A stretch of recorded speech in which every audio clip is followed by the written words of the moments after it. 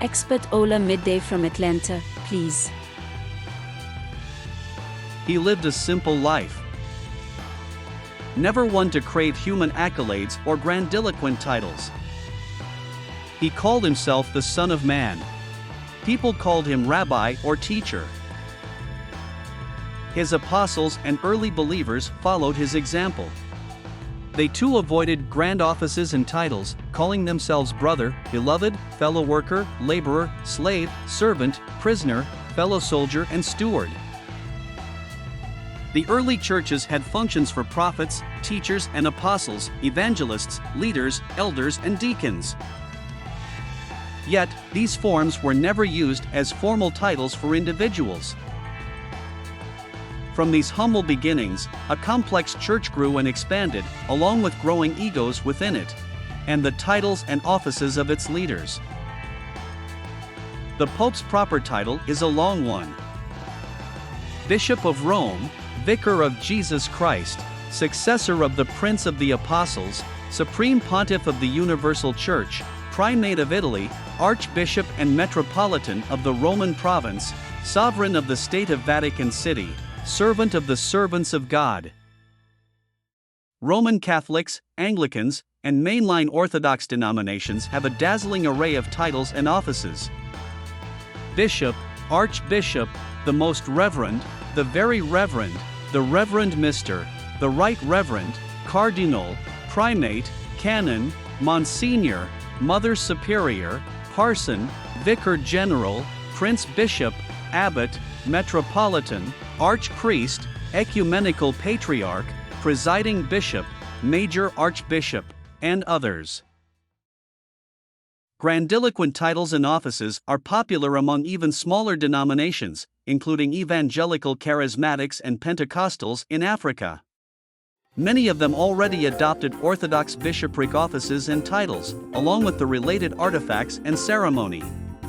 Obviously, Africans and people in the African diaspora didn't invent these titles. No, they only adopted and continue to don and flaunt super titles. Prophet, apostle, evangelist, and pastor are popular titles in African church circles. Prophet tops the list hands down. Ministers take offense if they are not addressed properly.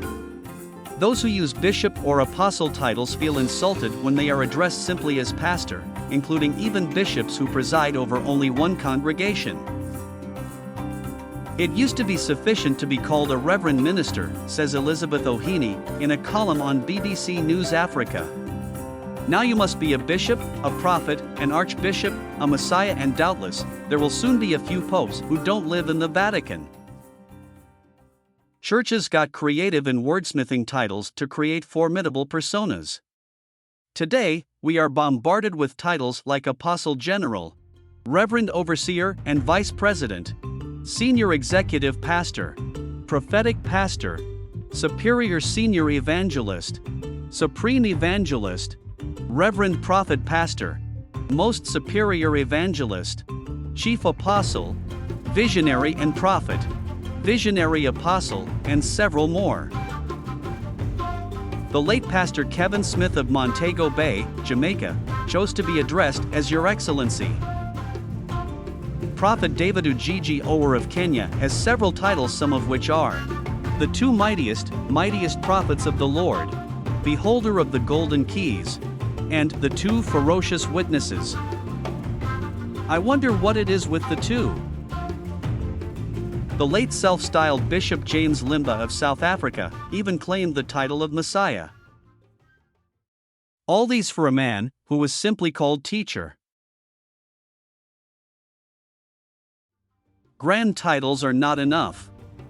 The formally ordained embellish their clerical titles with mighty academic degrees. Father Charles Yamba is a Catholic priest from Sierra Leone with a doctorate degree in sacred theology. Everyone called him Father Charles, and he is fine. Meanwhile, his colleague priests in Nigeria insisted on being called Reverend Father Doctor. Even the religious sisters wanted their full academic titles lined up before their names. If they had 2 doctorates, they wanted to be called Reverend Doctor. Then, of course, we have self-styled pastors and preachers who have neither the formal training nor ordination. They too use formal clerical titles. Exhibit A is Bishop Angelo Binim of Ghana, famous for courting endless controversies. It is also common for preachers to use fictitious doctorate degrees. Reverend Dr. Yadim of Ghana is barely literate. He tops his Reverend Doctor title with the fancy title Prophet 1. Dr. Dennis Erasmus of Apostolic Faith Mission of South Africa is so upset about this practice, he chooses to be addressed as Brother Erasmus. Your Honor, on top of these multiple titles, Nigerian Christians now call their church leaders and their spouses daddy and mummy. Where did this too come from? In Nigerian universities, students in campus Christian fellowships address their own colleague leaders as Papa and Mama. Imagine. Not long ago, a minister used to be a preacher or a government official. That changed. Today, minister is the new title for gospel singers and musicians. Same way, the title First Lady used to belong in the political domain. Today, it is the title of the pastor's wife. And then, there is the holy police, fearsome bodyguards whose job is to prevent people in the congregation from touching the pastor. In West Africa, Muslims who visit Mecca on Islamic pilgrimage, called the Hajj, take on the titles Al-Haji for men and Al-Hajja or Hajjah for women. These titles are used in front of their names for life. In Nigeria, the government even pays for select individuals to do the Hajj. The lucky few are always the powerful and well-connected, and they bill taxpayers for the right to have these titles. As you would expect, there are countless Al-Hajis and Hajjahs all over West Africa who have never been to Mecca, and most likely, never will. Christians in Nigeria long took notice.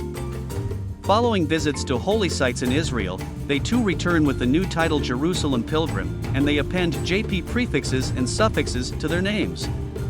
Accomplished professionals even include the title in their CVs as a mark of achievement. Governments still find it prudent to bill taxpayers for these visits too. All these for a man who was called teacher. Thank you, Your Honor.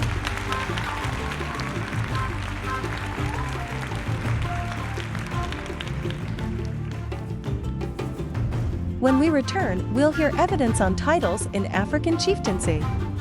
Join us for part 4 of the title trophy syndrome in Africa. Subscribe to our channel to get notified of newer episodes of Court Rise. Like and share the fun and excitement with others.